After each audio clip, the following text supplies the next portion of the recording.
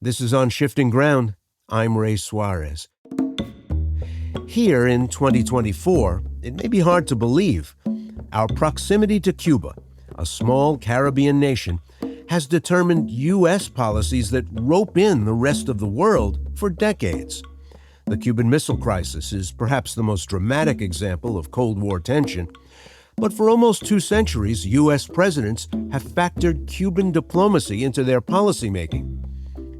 More recently, Presidents George W. Bush and Barack Obama dealt with the political consequences of maintaining enemy combatant detention facilities in Guantanamo Bay. And today, the Biden administration is considering the future of U.S.-Cuba relations. In 2022, I spoke with acclaimed author Ada Ferrer, and we talked about just how much history the U.S. and Cuba share and why we're so inseparable.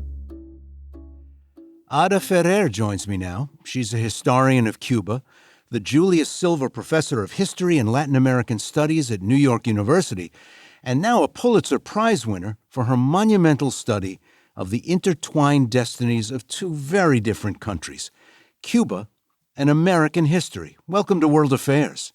It's so great to be here with you, Ray. I'm sure that subtitle, An American History, was chosen with great care. Would you say that many of our fellow Americans even realize how deep and how intertwined, how American that history really is? I think many of my fellow citizens in the U.S. don't realize that. And that was part of my thinking for choosing that title, that the histories of the 2 countries have been so intertwined. And the influence of the U.S. on Cuba has been so deep that to study Cuban history is also, in a sense, to study U.S. history. It's a way to look at the U.S. from the outside in, to understand U.S. history the way outsiders see it, to understand Cuban history in a way that is open to the U.S., to the world, to the Americas as a whole, which is another meaning of the term American, right? It's American is also Latin America, the Caribbean. It's the whole hemisphere, not just the U.S. Well, here we are. I mean, it's over 60 years since Castro triumphantly entered Havana. Relations have been in the deep freeze for decades with very little movement on either side. From where you sit, are things fated to continue like this for the foreseeable future? No. Historians very rarely believe in fate or absolute fate, even within very real constraints, structural and otherwise. There is room for diplomacy.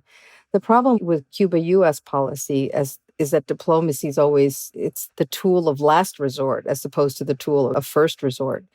And my sense, I think the Obama opening gave us a sense of what might be possible. No one expected him to do that. I remember it was a surprise announcement at noon on December 17th, 2014. And it took everyone by surprise that the announcement that the U.S. and Cuba were going to start on a path to normalize relations. And the things that happened in its aftermath were really incredible. I remember I was there when Obama visited Havana, and there was such a sense of hope and possibility. There had been minor economic reforms from the Cuban government itself that liberalized some paths to starting small businesses. So the combination of an American president willing to go to Cuba, actually in Cuba speaking out against the embargo as U.S. policy, an American president promising some kind of détente, right? That was really novel. And then to have that occurring at the same time that there was this little economic opening, I think gave Cubans a sense that something could shift, right? And that in that subtle shift, they could take advantage. And so I met a lot of people in those 2 years who were opening small businesses, little bakeries, little hair salons.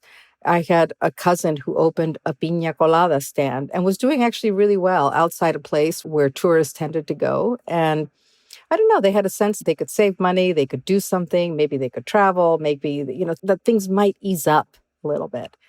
And then Trump came in and that closed. And, and a lot of those businesses went out of business. And then the pandemic further made it even more difficult. So, and I think part of that sense of, I think that's what's made the current moment so difficult for Cubans is that it's a moment of hardship coming immediately after a moment where hopes and expectations were raised.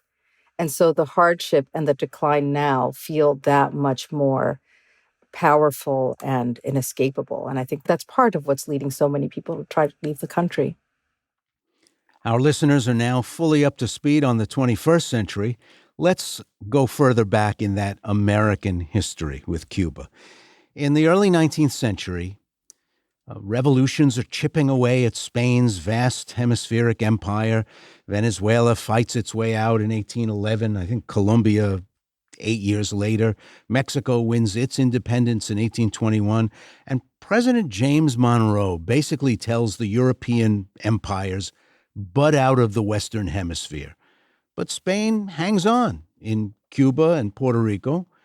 The two islands are basically big plantations, home to a great many African slaves. Is the U.S. of one mind about Spain's continued presence and Cuba in the mid-19th century? Yeah.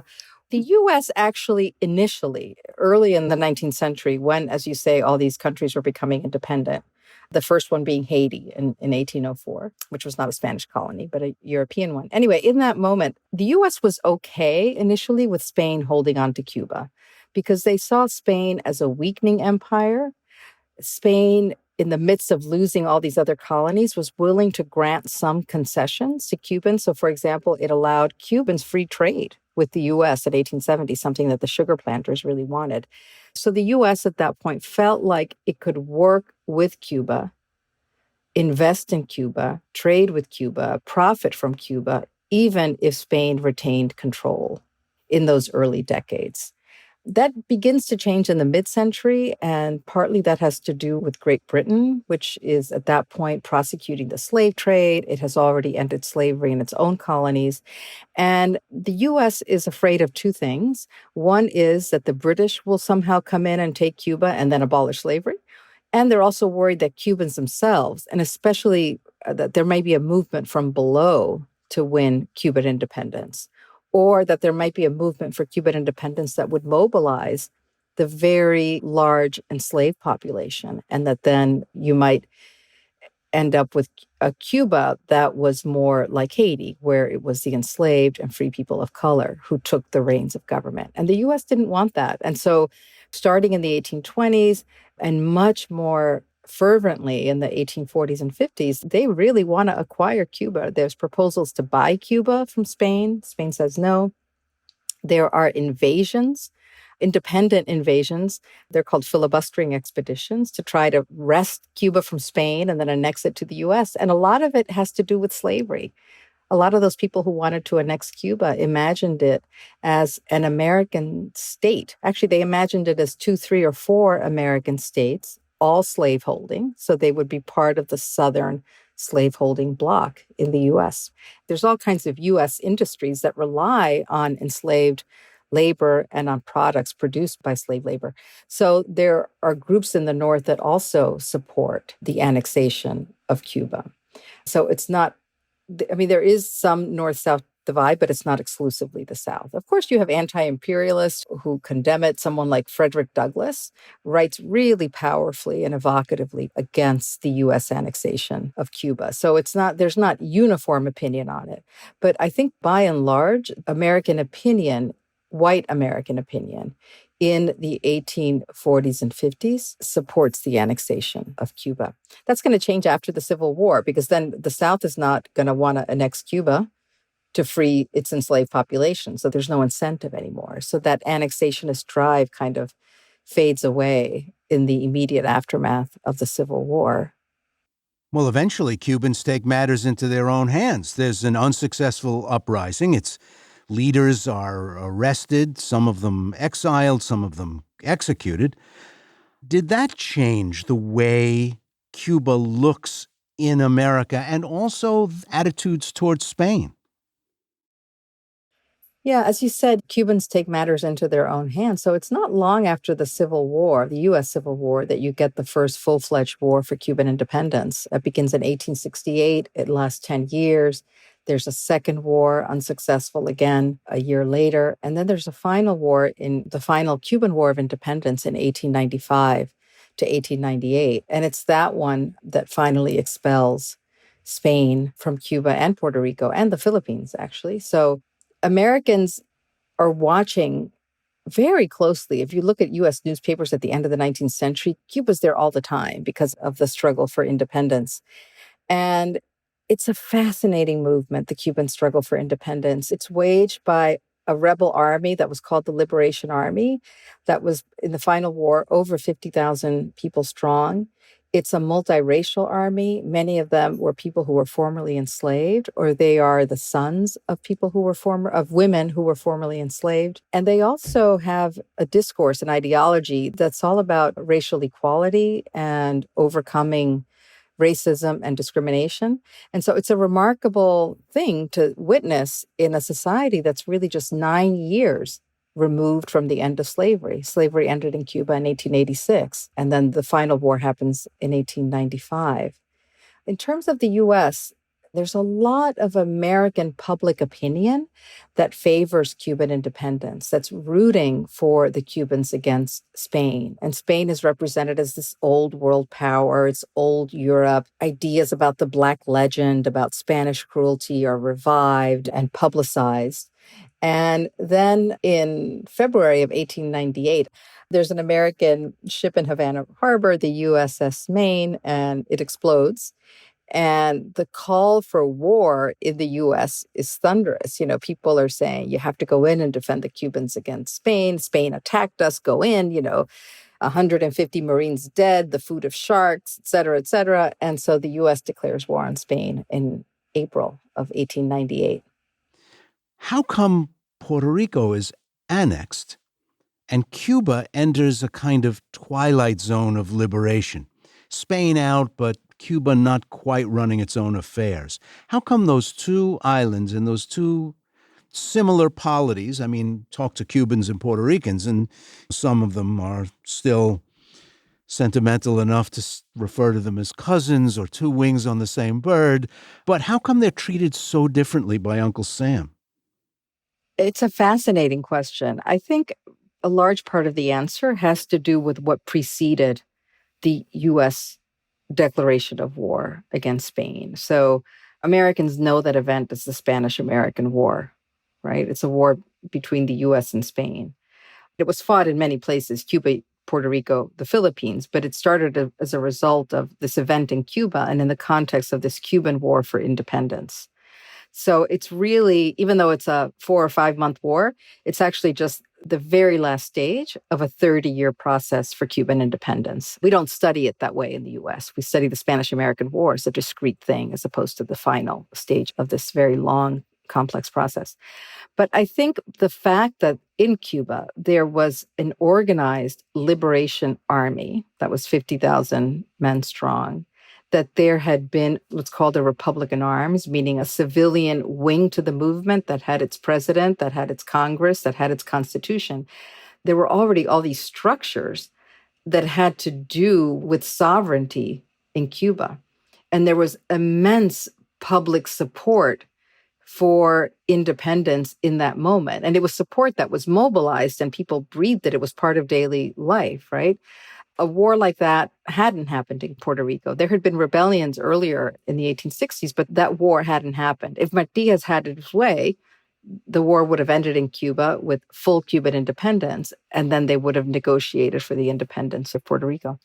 The social ground, the political ground in Cuba was at that moment way too complex and would have been impossible for the US in that moment to do a full annexation of Cuba.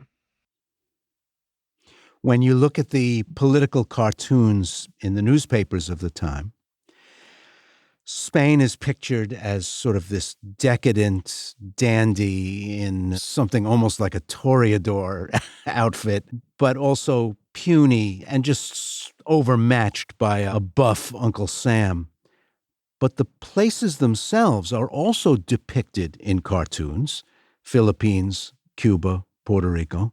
There's a famous one, Uncle Sam's Unruly Children, where there's a whole classroom full of sort of classically Anglo-Saxon-looking boys and girls attending to their studies, and these sort of gross racial caricatures of a little figure that is meant to be Cuba, a little figure that is meant to be Puerto Rico, and one that's meant to be the Philippines. And they are being corporally punished by a very pissed off Uncle Sam who's got his ruler out. Americans didn't think much of any of these people, did they? No.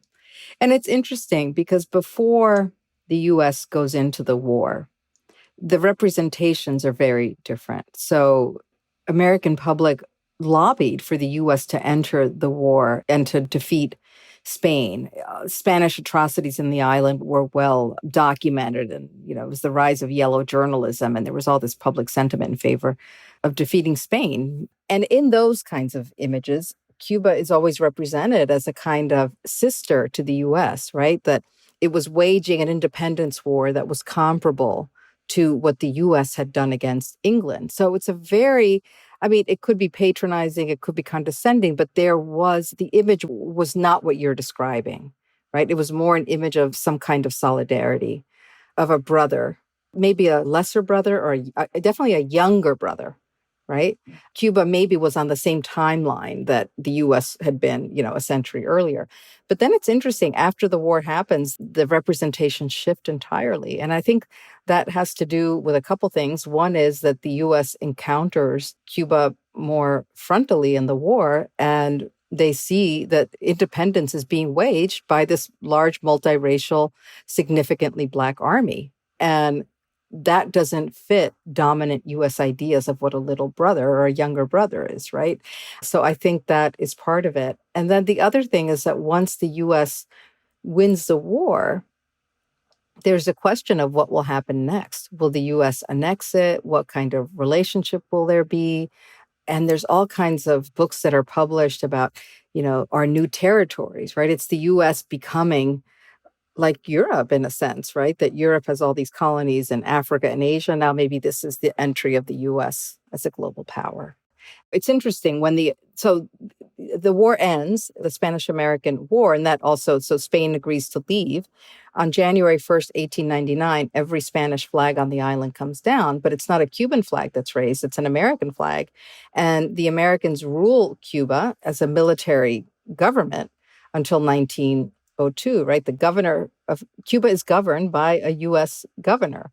And when the Americans first intervened, they declared war, saying that the U.S. recognized the sovereignty of Cuba and that they would only remain until the country was pacified.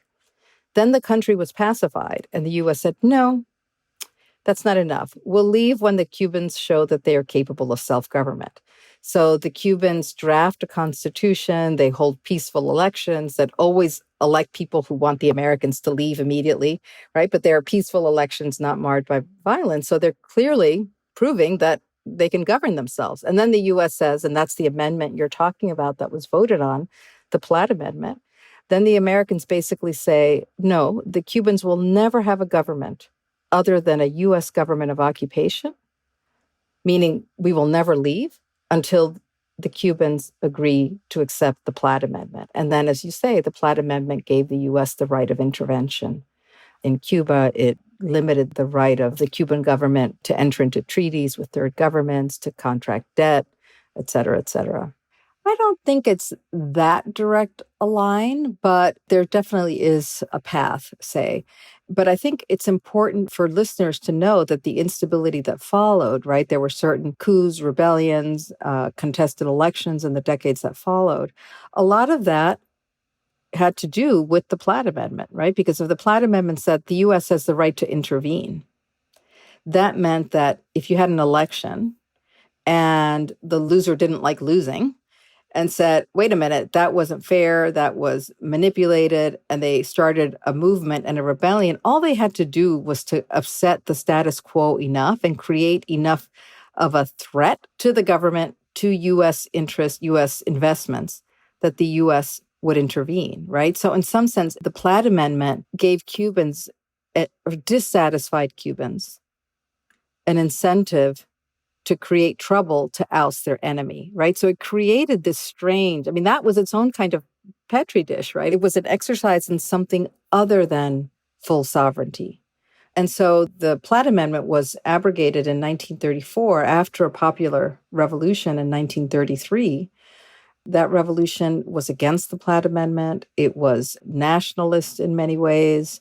Its initial leaders decided, for example, that the Cuban army would train with Mexico rather than with the U.S. It was much more Latin American focused and questioned U.S. influence and U.S. control in Cuba. That revolution is thwarted. It's thwarted by forces on the right, by a man named Fulgencio Batista, who was a military man, in direct conversation with U.S. officials in Cuba. So the U.S. has a role in thwarting this popular revolution. And the U.S. has a role in boosting the power of Fulgencio Batista.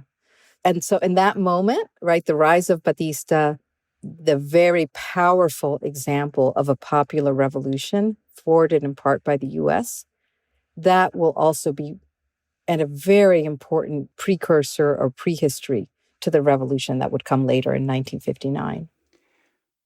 There's a lot of revisionist history about Batista, only because everything that happens after him is so contested that if you have two Cubans, you have three arguments.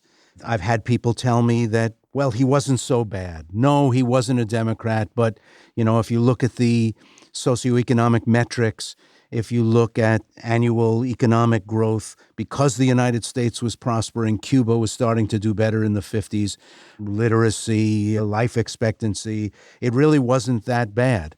And it's hard to tease out either the counter case or to understand fully what exactly the bearded guys in the mountains were fighting against.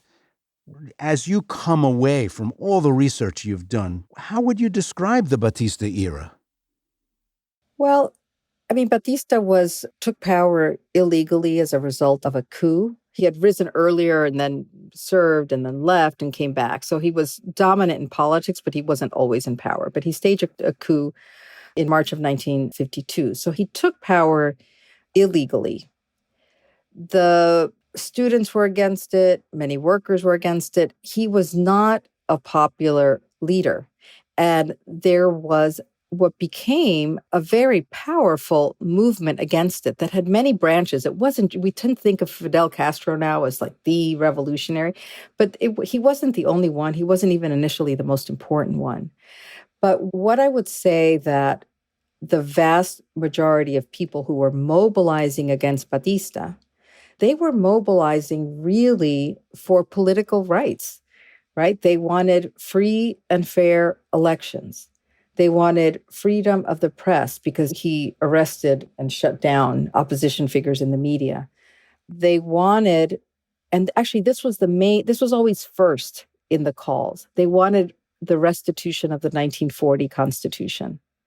And the 1940 Constitution was a very progressive constitution, a lot of popular support from people in the country. It eliminated the Platt Amendment, the appendix with the Platt Amendment. It had provisions against, for example, foreign ownership of land, or it said it was going to limit the acquisition of foreign ownership of Cuban land. It had many of the kinds of protections we associate with the New Deal, 8-hour workday, et cetera, et cetera. Anyway, so that was one of the main calls among all the people opposing Batista, the restitution of the 1940 Constitution, political freedoms, elections, an end to corruption. There was rampant government corruption. So anti-corruption platforms were really popular and important. And people associated Batista with all those things, right?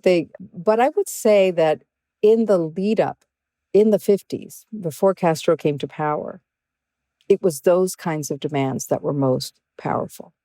You didn't have revolutionaries calling for communism, certainly. And actually, the Cuban Communist Party did not support Fidel Castro until the very end of the revolutionary process. So I would say that if you asked 95% of people who were struggling against Batista, who were organizing, who were trying to do rallies, who were engaged in sabotage, trying to assassinate government leaders, etc. They were fighting for a Republican form of government, free of corruption, that recognized individual and social rights. Well, the Castro army comes into Havana on New Year's Day. Batista's already loaded up his plane with as much boodle as he can get his hands on and is gone. Even at that point, weren't there multiple ways things could have gone? How could the way the United States played its hand have been different? Could they have love-bombed Fidel Castro and changed the outcome?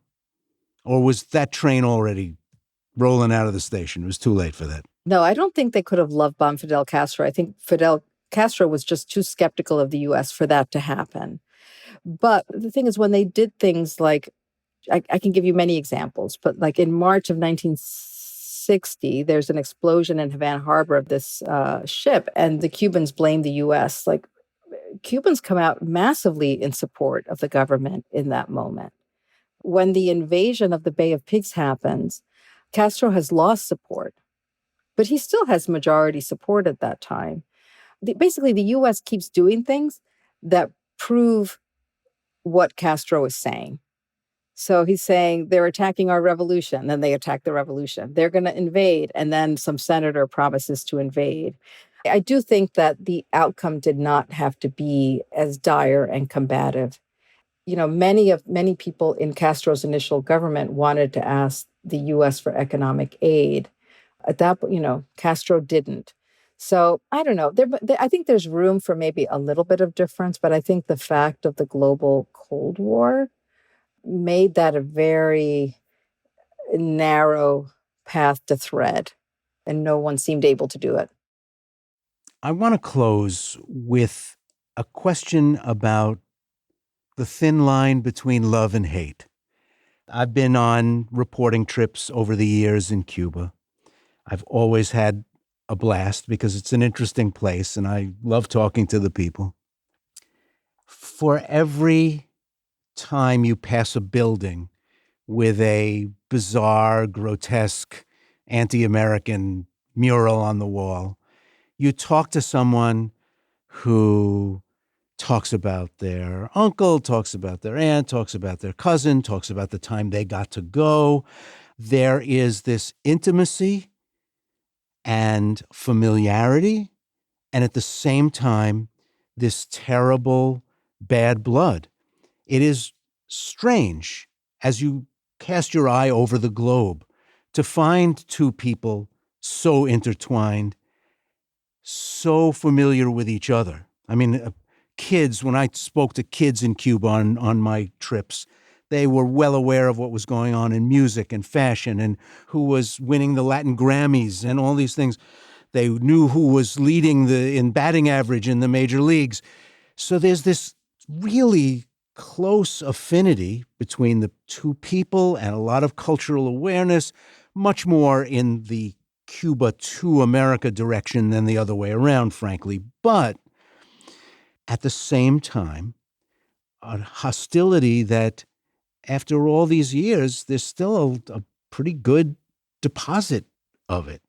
No, I mean, I think you captured it perfectly. And I think that's part of what Obama's policy, in a sense, was about, that there's a lot of diatribe, there's a lot of old slogans, and they feel worn, and they don't feel current, and they don't feel meaningful to the average person on the street there anymore. It doesn't mean they trust the U.S. government, but it does mean that there is, as you say, this sense of familiarity, this openness to it that is really rare. And there's kind of a good humor about it sometimes. So I remember, when I was there and Obama went, and of course the government was polishing everything up. They were repouring sidewalks around the Capitol and painting buildings and doing all this stuff. And then Cubans would joke, Obama should come once a month. He should go to a different neighborhood every time, and then everything will be renovated. There's this sense of, just this humor about it, this openness about it. But it's not naive. It's perceptive. My sense is that people, rather than governments, realize that 60 years of slogans on both sides have done a disservice to them. Right. And to us. Ada Ferrer teaches Latin American history at New York University and is the author of the Pulitzer-Prize-winning Cuba and American History. Great to have you with us, Professor. It's so great to be here.